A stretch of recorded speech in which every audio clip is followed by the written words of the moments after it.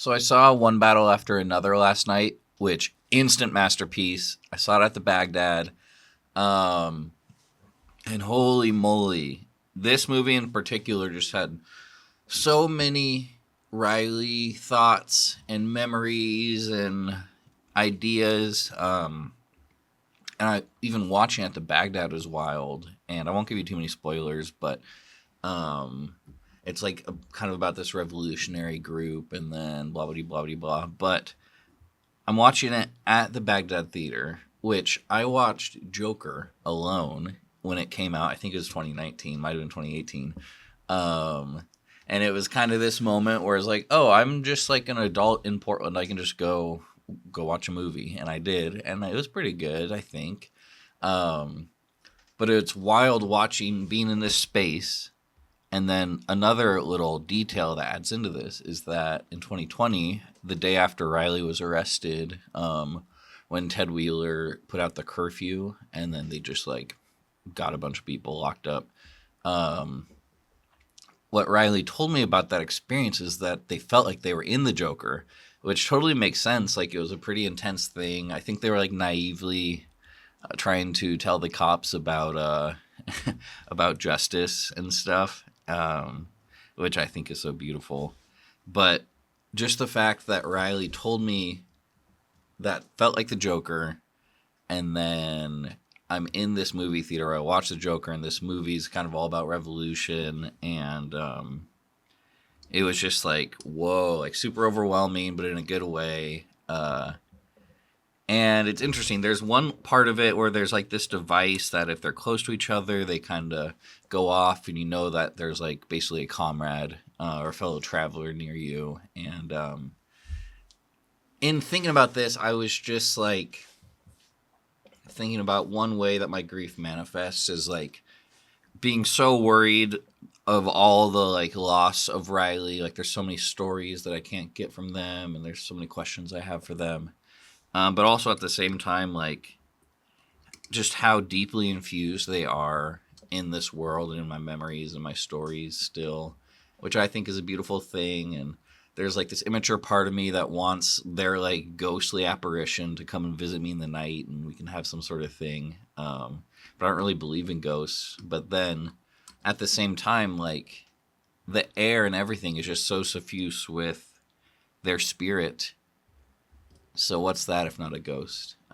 Anyway, but there's these devices that when they're close to each other, they like kind of buzz or whatever. And so these just made me think about how, in a lot of ways, my like Riley device is constantly going off, which is great. And sometimes it's a little overwhelming. But there's two little moments where I kind of feel where that buzzer's going off, and at first it was a little like trepidatious or maybe a little sad that it's not actually Riley, but at the same time, what a beautiful thing of how often I'm reminded of them and how often I feel their cosmic giggles out there, and that just like when I experience one of these things, like how nice that is. And so the first one was at the MJ Lenderman show earlier this month. I went with Sam, and it was amazing. But earlier in the day, I was just kind of like on a walk and just kind of feeling through a lot of stuff and wondering if Riley knew about MJ Lenderman. They're definitely young enough and cool enough and into music where I could have seen them being like aware of like the North Carolina music scene and maybe knew about MJ. But the music's great. He uses a lot of like basketball references, and Riley loved the NBA when they were young. And so I was just like kind of bummed out, like, oh, I hope Riley like knew about MJ Lenderman. Like, this would have been so fun to take them to. And so that's like was kind of heavy on my heart. But then I get there and it's like, oh, this show was awesome. And I was like, oh yeah, Riley would love this, and I do feel them a lot. And then guess what? I'm wearing a Slobcore Kitchen shirt, which I don't wear out in public too often.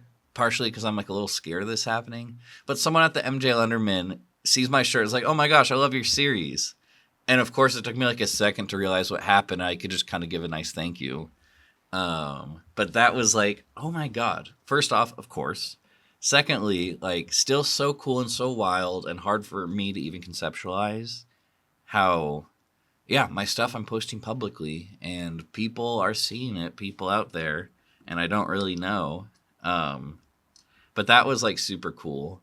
And then it's like, maybe I've just popped up on a couple videos for this guy, but maybe he's been following. Maybe he's seen me talk about Riley in my Griefcore videos I was doing relentlessly for like 6 months. And what a wild, crazy, beautiful thing that would be. And he still sees me and he still likes my stuff. And that was really nice. So that was a moment where the little buzzer thing was going off. And then after, this is just a little one after the movie with my pal Gus. It was a great little, like, oh my gosh, what a beautiful film. And breaking it down and then also catching up. And I'm not going to give any spoilers here, but my pal Gus is doing some dungeon mastering for one of his first times. And when I tell you all the machinations that this man has set up, it was so amazing. I was cracking my damn little ass off. And the little Riley buzzer was just going off. Partly because Riley and Gus are both friends that, like, I've gone to movies together and love watching movies with them. But also Riley loved D&D. I have a lot of their notebooks of their, like, ideas for crafting campaigns.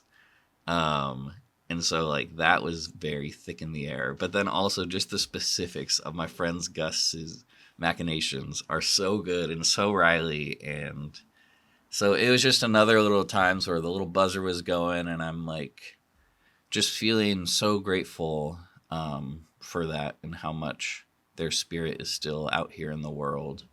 And still learning to not be too scared and turn away from it and realize that it's a beautiful thing and it's not necessarily got to be this jarring, like, sad experience all the time. Anyway, I haven't done a Griefcore in a minute. That's 7 minutes. I feel, it's so funny. I feel like I make no sense because this is pretty extemporaneous, but I actually do. And talking is extemporaneous. And I think it's just the disconnect of me just talking into a mic here, which is also great because that's like what I need to do to properly dig into where I'm going. But sometimes it feels a little scary and a little silly and a little like, what am I even doing here? But that's fine. If you're watching 8 minutes in, you're someone who cares about me, or you just love to watch this man yap. Okay, I'm rambling. Bye.